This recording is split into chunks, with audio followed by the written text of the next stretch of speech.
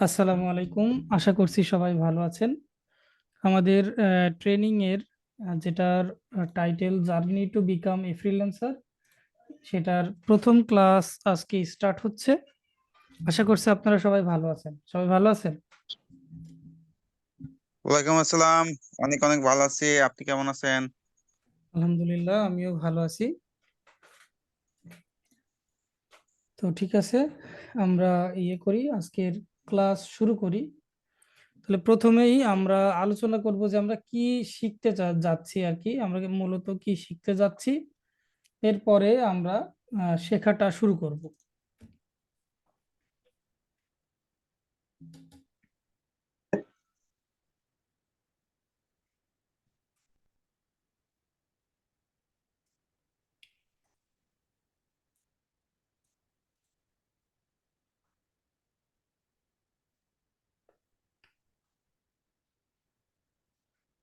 সবাই কেমন স্ক্রিন দেখতে পাচ্ছেন?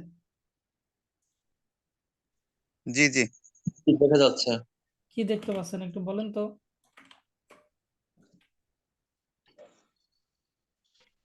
Data driven marketing. একটা লোগো দেখতে পাচ্ছি, ডাটা ড্রাইভ মার্কেটিং। আমি তাহলে ভুল জায়গায় শেয়ার করেছি নাকি? ও না, ঠিকই আছে। ডেটা ড্রাইভেন মার্কেটিং TNZ, এটা হচ্ছে আমাদের একটা ফিগমা ডিজাইন। আমাদের কাজ হলো এই সাইটটাকে, এই ডিজাইনটাকে লাইভ করা। আমরা মূলত যেটা কাজ করব সেটা হচ্ছে যে ওয়েব ডিজাইন এবং ডেভেলপমেন্ট শিখব। সেটা কিসের মাধ্যমে? ওয়ার্ডপ্রেসের মাধ্যমে। ওয়ার্ডপ্রেসের মাধ্যমে এক কথায় আমরা ওয়ার্ডপ্রেস এক্সপার্ট হিসেবে মার্কেট প্লেসে যে যেন আর্ন করতে পারি, সেই জন্য আমাদের যা কিছু শেখার, যা কিছু পদক্ষেপ গ্রহণ করার, সেইগুলো আমরা এই ট্রেনিং সেশনের মাধ্যমে শিখব। এটা হচ্ছে আমার একটা ক্লায়েন্টের ওয়েবসাইট, যেটার আগে একটা ভার্সন ছিল, আর এটা হচ্ছে নতুন ভার্সন। আগে ভার্সন ছিল 2, এটা হচ্ছে ভার্সন 3, যেটা এখানে দেখতে পাচ্ছেন, TNZ ডিজিটাল 3.0। তো এখন যদি আমরা আগের ভার্সনটা দেখি,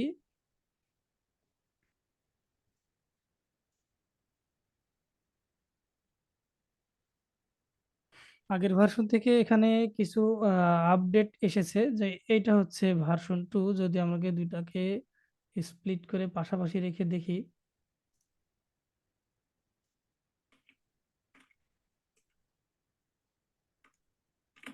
এখানে বেশ কিছু নতুন সেকশন অ্যাড হয়েছে। আর তার সঙ্গে সঙ্গে কিছু কন্টেন্টের পরিবর্তন হয়েছে। যেমন দেখতে পাচ্ছেন আমার ডান পাশে যেটা আছে, স্ক্রিনের ডান পাশে, এটা হচ্ছে ভার্সন 3, এবং বাম পাশে যেটা আছে ভার্সন 2। এখানে নতুন যুক্ত হয়েছে যেমন সোশ্যাল আইকনগুলো, যেগুলো ফ্লোটিং। ফ্লোটিং মিনস যখন আমরা সাইট স্ক্রোল করব তখন এটা সবসময় একটা জায়গাতে থেকে যাবে। এরপরে যেমন এখানে নতুন একটা সেকশন অ্যাড হয়েছে। এই সেকশনের কিছু কন্টেন্ট এবং ডিজাইনেরও কিছুটা পরিবর্তন হয়েছে, কালার পরিবর্তন হয়েছে, নতুন কিছু কন্টেন্ট অ্যাড হয়েছে। এরকম ভাবে নতুন কিছু সেকশন মূলত এখানে অ্যাড হয়েছে এই 3.0-তে। আমাদের যেটা কাজ সেটা হচ্ছে, ক্লায়েন্ট আমাদেরকে এইভাবে ডিজাইন প্রোভাইড করবে, হয় ফিগমাতে অথবা XD-তে। সেটাকে আমরা একটা ওয়ার্ডপ্রেস ওয়েবসাইটে কনভার্ট করব। আর এই কনভার্ট করার মাধ্যমেই আমরা ক্লায়েন্টদের থেকে চার্জ নিব, যেটা আর কি আমাদের আর্নিং। অর্থাৎ আমরা এই যে ওয়েব ডিজাইন ডেভেলপমেন্ট ওয়ার্ডপ্রেসের মাধ্যমে যেটা, সেটা এখান থেকে শিখতে যাচ্ছি। তো এটা শেখার জন্য কুইকলি আমরা কি কি শিখবো সেটা বলি। প্রথমত আমরা শিখবো ওয়েব স্ট্রাকচার, অর্থাৎ একটা ওয়েবসাইটকে কিভাবে স্ট্রাকচার করতে হয়, সেটা কিসের মাধ্যমে?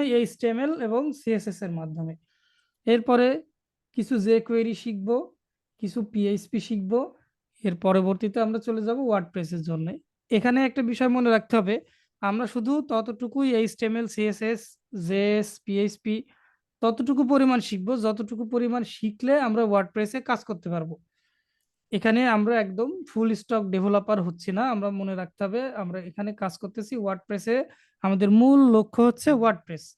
যে জন্য ওয়ার্ডপ্রেসকে নিজের মতো করে পরিচালনা করার জন্য, একটা প্রজেক্টকে ফুলফিল ভাবে কমপ্লিট করার জন্য, ওয়ার্ডপ্রেসে যাওয়ার জন্য যতটুকু শেখা প্রয়োজন, ওয়ার্ডপ্রেসে ফ্লুয়েন্ট কাজ করার জন্য আমরা ততটুকুই শিখব।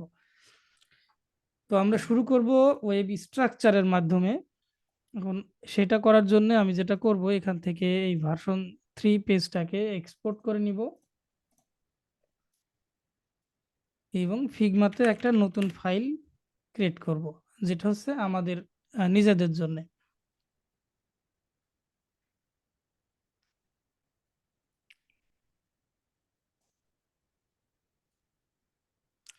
আচ্ছা,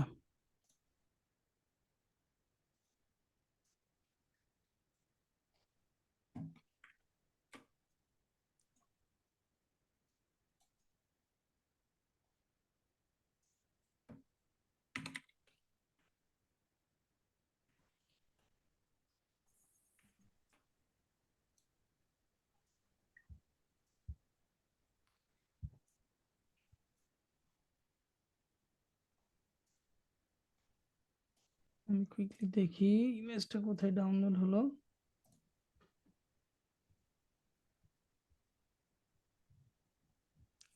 মনে হয় আমি ইমেজটা ঠিকঠাক মতো ডাউনলোড হয়নি।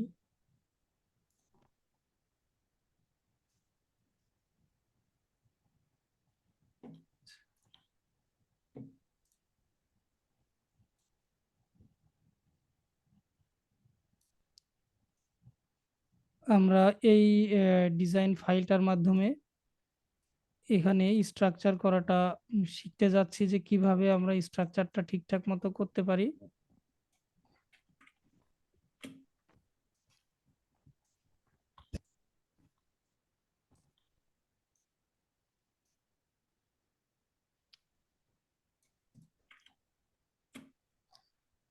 তো আমরা ধরে নিই যে এটা আমাদের একটা মডেল। এই মডেলটা ধরে আমরা প্রথম অ্যানালাইসিসটা, প্রথম লার্নিংটা শুরু করব। এটা মনে হয় একটু অস্পষ্ট দেখা যাচ্ছে।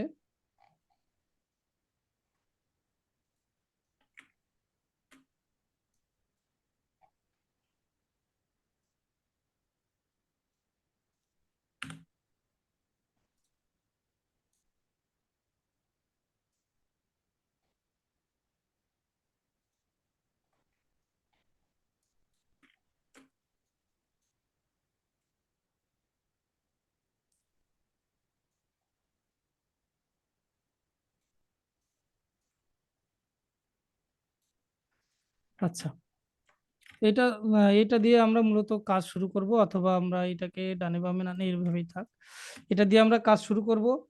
প্রথম আমাদেরকে যেটা বুঝতে হবে যে একটা ওয়েবসাইটের স্ট্রাকচার, অর্থাৎ এই যে একটা এখানে একটা আমরা ডিজাইন দেখতে পাচ্ছি, এই ডিজাইনটার স্ট্রাকচার কি। এখানে যে আমরা ডিজাইনটা দেখতে পাচ্ছি, এই যে ডিজাইনটা, এই ডিজাইনটার স্ট্রাকচার কি, কিভাবে এটাকে ডিজাইন স্ট্রাকচারলি সিস্টেমলি এটাকে দেওয়া আছে, অর্থাৎ কোনটার পরে কোনটা, কোনটার মধ্যে কোনটা দিলে এই ফরম্যাটে আমরা এটাকে সাজাতে পারবো।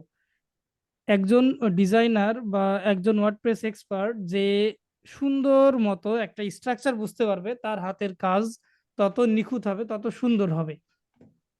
এই জন্যে সবচাইতে আমাদের কাজের যেটা বেশি গুরুত্বপূর্ণ বিষয়, সেটা হচ্ছে স্ট্রাকচারটাকে সুন্দর মতো বুঝতে হবে। স্ট্রাকচার না বুঝতে পারলে আহ, মোটেও আপনি ভালো দক্ষ একজন এক্সপার্ট, ওয়ার্ডপ্রেস এক্সপার্ট বলেন, ওয়ার্ডপ্রেস ওয়ার্কার বলেন, হয়ে উঠতে পারবেন না। কথা কি ক্লিয়ার সবার? জি, ক্লিয়ার। Clear clear. ওকে। তো আমরা এখানে স্ট্রাকচার বোঝার জন্য যেটা করব, পাশে আমরা নতুন আর একটা প্যানেল নিয়ে নিব।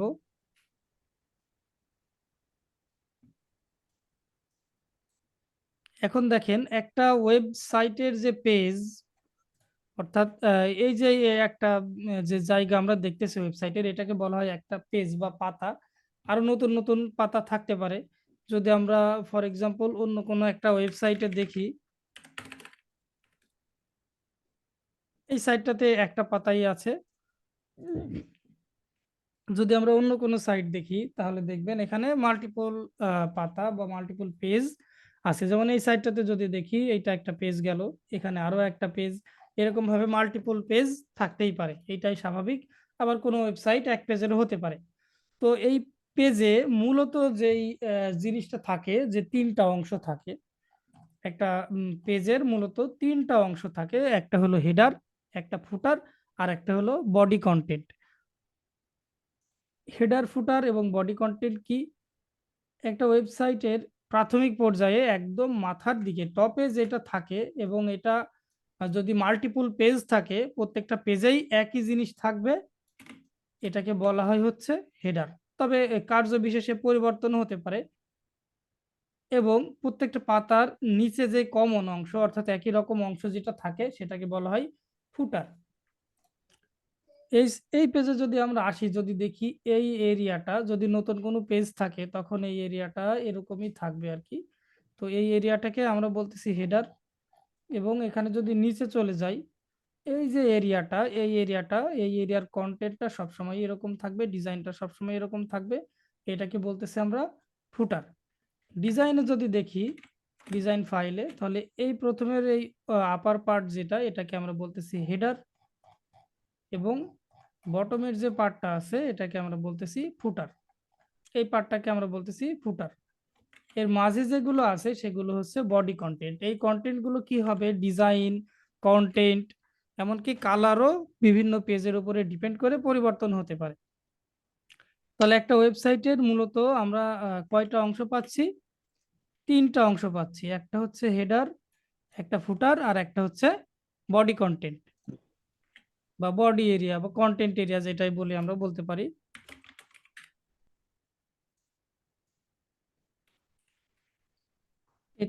এটাকে মূলত ট্যাগের হিসাবে লিখতেছি না আমরা। ট্যাগ যখন আমরা শিখবো তখন আমরা হচ্ছে এটা বুঝতে পারবো। এটা হচ্ছে মেন এরিয়া আর কি একটা পেজের, আর এটা হচ্ছে ফুটার এরিয়া। তাহলে একটা ওয়েব পেজের মূল অংশ কয়টা? সবাই বলেন তো। তিনটা। তিনটা। তাহলে একটা হচ্ছে হেডার, একটা ফুটার, আর একটা হচ্ছে মেইন বা বডি এরিয়া বা কন্টেন্ট এরিয়া বা পেজ এরিয়া, যাই বলি আমরা এখানে বলতে পারি। তাহলে এই যে মূলত তিনটা অংশ, এই তিনটা অংশের দুইটা অংশ কমন, যেটা সব পাতাতেই ইউজুয়ালি একই রকম থাকে। আর মাঝখানের যে অংশটা, এই অংশটা পেজের উপর নির্ভর করে পরিবর্তিত হয়ে যাবে। তাহলে প্রথম যে বেসিক গঠন, সেটা কি আমরা বুঝতে পারলাম? জি। তাহলে এটা হচ্ছে বেসিক গঠন। এইটা আপনাদের সবার সঙ্গে শেয়ার করে দিব। এটা দেখে দেখে বুঝে বুঝে আপনারা যে নিজেরা অ্যাকাউন্ট করেছেন, সেখানে এরকম ভাবে বুঝে বুঝে স্ট্রাকচার করতে হবে। এখন যদি আমরা পাশে আর একটা ফ্রেম নিই, পাশে আমরা আর একটা ফ্রেম নিলাম। এইবার আমরা, অথবা এই ফ্রেমটাকে ডুপ্লিকেট করলেও হবে। এই ফ্রেমটাকে আমরা ডুপ্লিকেট করি, এই ফ্রেমটা রেখে দিলাম। এই ফ্রেমে এসে এখন আমরা কাজ করব। তাহলে দেখেন, হেডার আবার কয়েক প্রকারের হতে পারে। যেমন এইটা এই জায়গাতে আছে, এইটা কিন্তু আবার এটার উপরের সঙ্গে উঠে আছে মনে হচ্ছে, এরকম ভাবে ডিজাইন আর কি, ডিজাইনের উপর নির্ভর করে এটার ডিজাইন দেখতে কেমন লাগবে সেটা নির্ভর করে, তবে স্ট্রাকচারটা এরকম। এখন আমরা যদি বডিতে আসি, তাহলে এই যে হোয়াইট এরিয়া, এখানে আমরা ধরে নিই যে এই হোয়াইট এরিয়াটা আমাদের এই পেজের যে মেন এরিয়া, সেই মেন এরিয়া। এখন যদি আমরা এই হেডারের স্ট্রাকচারটারে যাই, তাহলে এখানে আমরা কি দেখতে পাচ্ছি? মূলত দেখেন তিনটা অংশ দেখতে পাচ্ছি, বাম পাশের একটা অংশ, মাঝখানের একটা অংশ, আর ডান পাশের আর একটা অংশ, তাই না? জি। জি।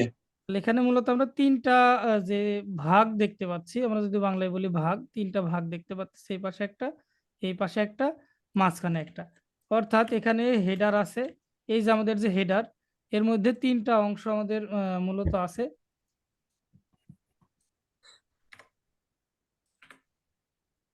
তাহলে বাম পাশের একটা অংশ, ডান পাশের একটা অংশ, আর মাঝখানে আছে আমাদের আর একটা অংশ, তাই না? এরকম আছে না দেখতে? জি। হ্যাঁ, মানে ডিজাইন, আমরা কিন্তু এই ডিজাইনটা করতেছি না, আমরা এই ডিজাইনের স্ট্রাকচারটা বুঝতেছি, এই জন্য কিন্তু দেখতে এরকম দেখা যাবে না। তাহলে এখানে আমাদের কি আছে? একটা হেডার আছে, হেডারের মধ্যে তিনটা আলাদা আলাদা ভাগ আছে, বাম পাশের একটা, ডান পাশের একটা, মাঝখানের একটা, যেটা আমরা এখানে ভাগ করলাম, তাই না? জি। জি। এখন দেখি বাম পাশের এই ভাগটাতে আছে একটা কি ইমেজ। তাহলে এটাতে আমরা নাম লিখে দিই একটা, এটা হচ্ছে একটা ইমেজ, আর মাঝখানের এটাতে আরো কিছু জিনিস আছে, আর ডান পাশের এটাতে এটা হচ্ছে একটা বাটন।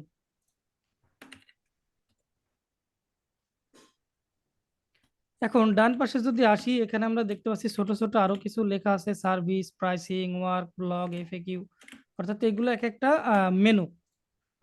এখন তার মানে কি, এখানে আলাদা আলাদা আরো কিছু ভাগ আছে, অর্থাৎ যতগুলো মেনু ততগুলো এখানে আলাদা আলাদা ভাগ আছে।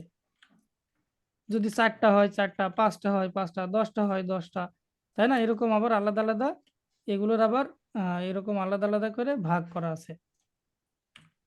তাহলে আমাদের হেডারের যে স্ট্রাকচার, এখানে যে হেডারের যে স্ট্রাকচার যেটা এখানে আছে আমাদের, বাম পাশে একটা ইমেজ, তারপরে কয়েকটা বাটন অর্থাৎ কয়েকটা মেনু, এরপরে ডান পাশে একটা বাটন, সেটাকে আমাদের এই স্ট্রাকচারের সঙ্গে মিললো। দেখেন তো, বাম পাশে একটা ইমেজ, তারপরে কয়েকটা মেনু, তারপরে একটা বাটন, তাই না?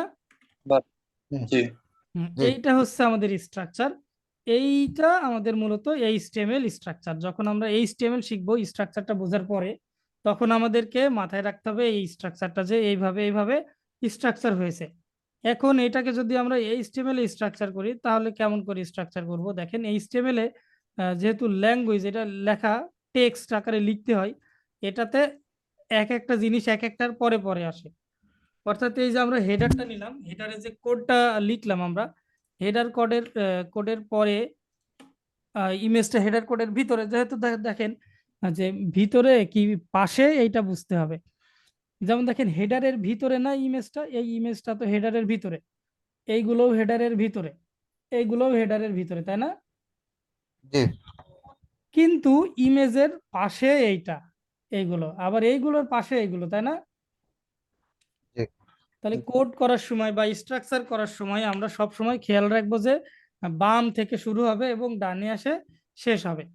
তাহলে এইটা আমাদের হেডার, হেডারের ভিতরে ছিল ইমেজ, তাহলে দেখেন হেডারের ভিতরে দিলাম আমরা ইমেজ।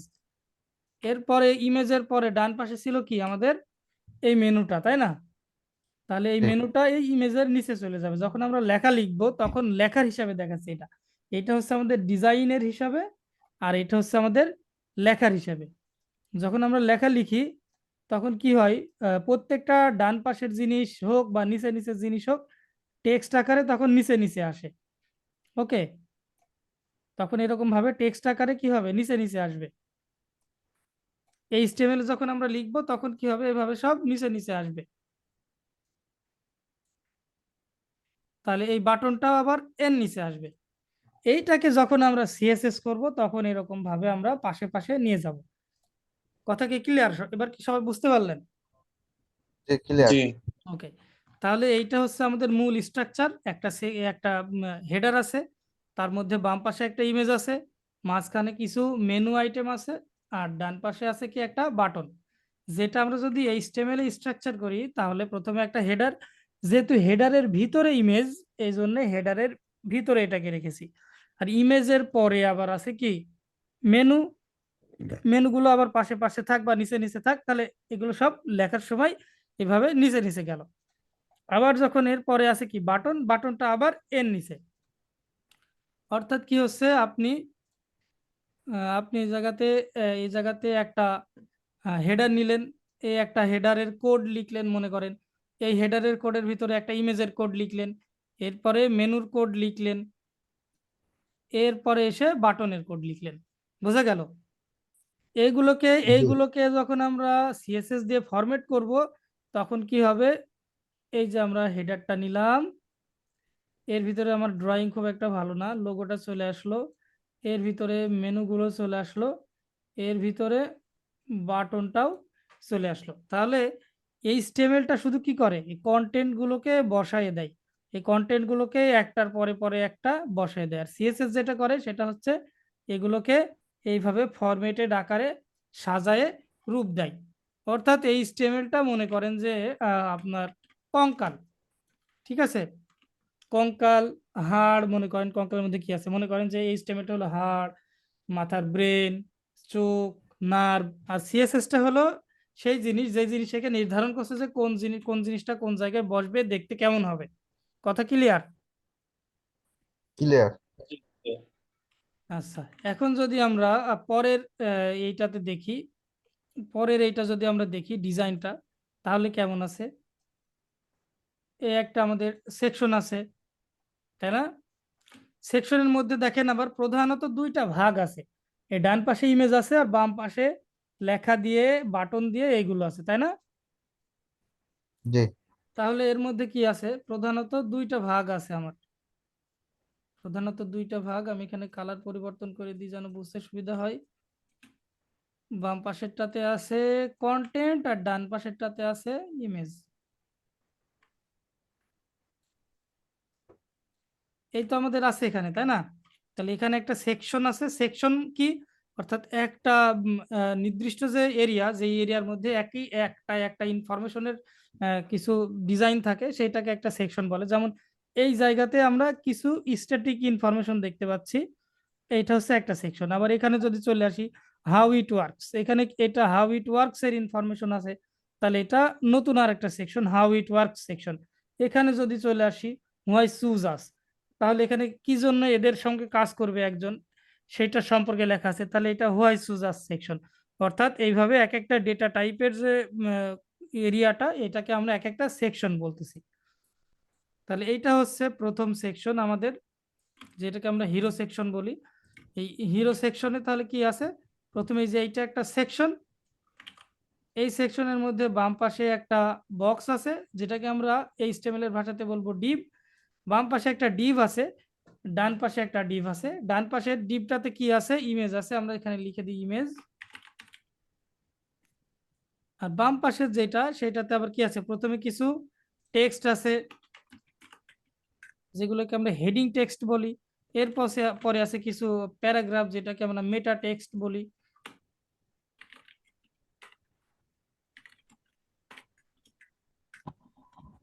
এরপরে আছে কি? একটা বাটন। এরপরে এখানে একটা বাটন আছে। এই তো হলো আমাদের স্ট্রাকচার, তাই না? তাহলে দেখেন তো জি এইটার মতো স্ট্রাকচার হলো কিনা। একটা সেকশন, এই একটা সেকশন, বাম পাশে একটা বক্স আছে অর্থাৎ ডিভ আছে, ডান পাশে একটা ডিভ আছে। ডান পাশের ডিভে ইমেজ আছে, এই যে ইমেজ। বাম পাশের ডিভে একটা টেক্সট আছে, টাইটেল।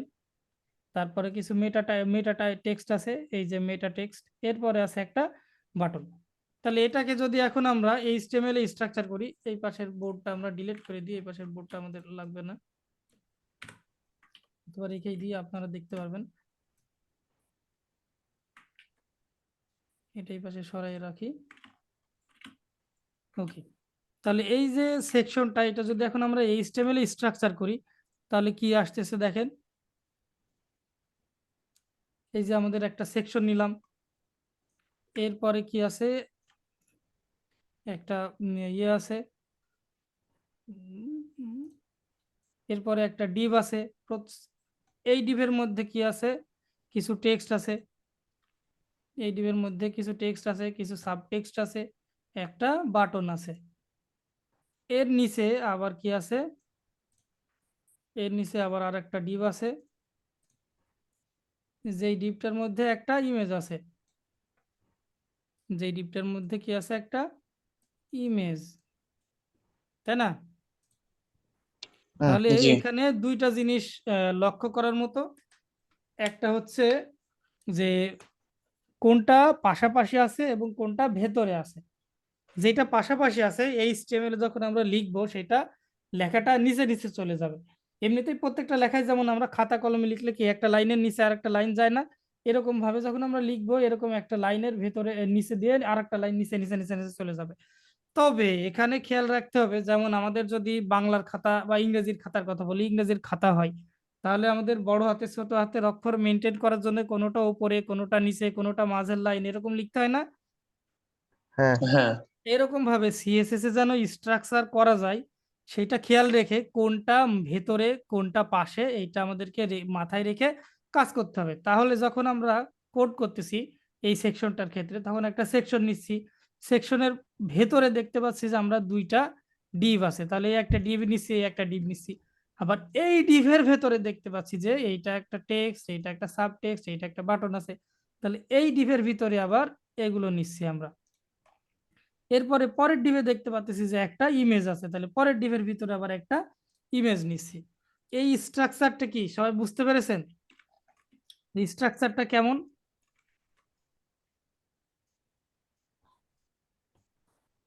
আরেকবার যদি একটু বুঝাই দিতেন। আচ্ছা, সবাই কি ক্লিয়ার নাকি সবারই প্রশ্ন আছে?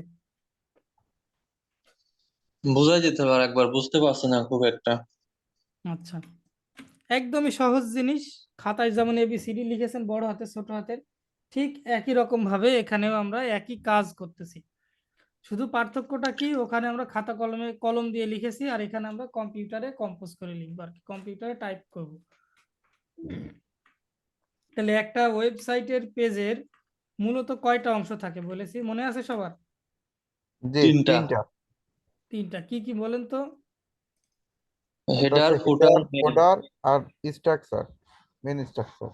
হেডার, ফুটার আর হচ্ছে মেইন বা পেজ বডি বা পেজের কন্টেন্টের এরিয়া যাই বলি, মেইন এরিয়া, অর্থাৎ ওই পেজের মেইন এরিয়া যেটা। ওকে, সো এখন যদি আমরা হেডারে আসি, এই যে এখানকার যে স্ট্রাকচার এইটা যদি দেখি আমরা, তাহলে প্রথমে কি আছে, একটা হেডার আছে যেটাকে আমরা এই যে হালকা কমলা কালার টাইপের নিয়েছি, যেটা এখন সিলেক্টেড দেখতে পাচ্ছেন, এই যে লাইন টানা টানা। তাহলে এটা একটা হেডার আছে আমাদের, তাই না? জি, হেডারটা জি, নিয়েছি। হেডারের বামে কি আছে, একটা ইমেজ আছে, তাই না? তাহলে এই দেখেন বামে বামে একটা ইমেজ নিয়েছি। তারপরে কি আছে, কিছু এই যে মেনু আছে, এই যে কিছু মেনু নিয়েছি। এরপরে কি আছে, একটা বাটন, এই যে একটা বাটন নিয়েছি। খাতায় যখন আমরা লিখি তখন কি নিচে নিচে আসে না লাইন? অবশ্যই। এই স্টেমেলে যখন লিখি তখন এরকম নিচে নিচে আসে, পাশে পাশে লেখার সুযোগ নেই। অর্থাৎ পাশে পাশে লিখলেও আপনি যদি লেখেনও, তাও সেটা নিচে নিচেই চলে আসবে আউটপুটে। সেটাকে আবার সিএসএস করে এরকম পাশে পাশে নিয়ে আসতে হবে। তাহলে যেমন মনে করেন বড় হাতে ছোট হাতের অক্ষর মেনটেন করার জন্য আমরা খেয়াল রাখতাম যে কোন অক্ষর উপরের লাইন থেকে শুরু হয়, কোন অক্ষর নিচের লাইন থেকে শুরু হয়। এরকম ভাবে আমরা এখানে জাস্ট খেয়াল রাখবো যে কোনটার ভেতরে কোনটা। ওকে, কোনটার ভেতরে কোনটা, এইটা আমরা খেয়াল রাখবো। এখানে যদি দেখি হেডারের ভিতরে ইমেজ না, তাহলে দেখেন হেডারের জি, ভিতরে ইমেজ নিয়েছি। এরপরে হেডারের ভিতরে আবার এই এই আর একটা মাঝখানের যে মেনুর যে বক্স, সেটা না, এই দেখেন হেডারের ভেতরে মেনুর বক্স নিয়েছি। আবার হেডারের ভিতরে বাটন না, তাহলে এই যে হেডারের ভিতরে বাটন নিয়েছি। এখন দেখেন মেনু বক্সের ভিতরে এই আলাদা আলাদা মেনুগুলো, তাই না? এই মেনু হুম, বক্সের ভিতরে জি। আলাদা আলাদা মেনুগুলো আমরা নিয়েছি। ক্লিয়ার এবার? ক্লিয়ার। হ্যাঁ, ক্লিয়ার। তাহলে ক্লিয়ার, খেয়াল রাখতে হবে যে কোনটার ভিতরে কোনটা। একই রকম ভাবে যদি পরের সেকশনটাতে আসি, তাহলে পরের সেকশনটাতে আমাদের ছিল কি, যে একটা সেকশন, বাম পাশে একটা বক্স, ডান পাশে একটা বক্স। তাহলে এই যে একটা সেকশন আমরা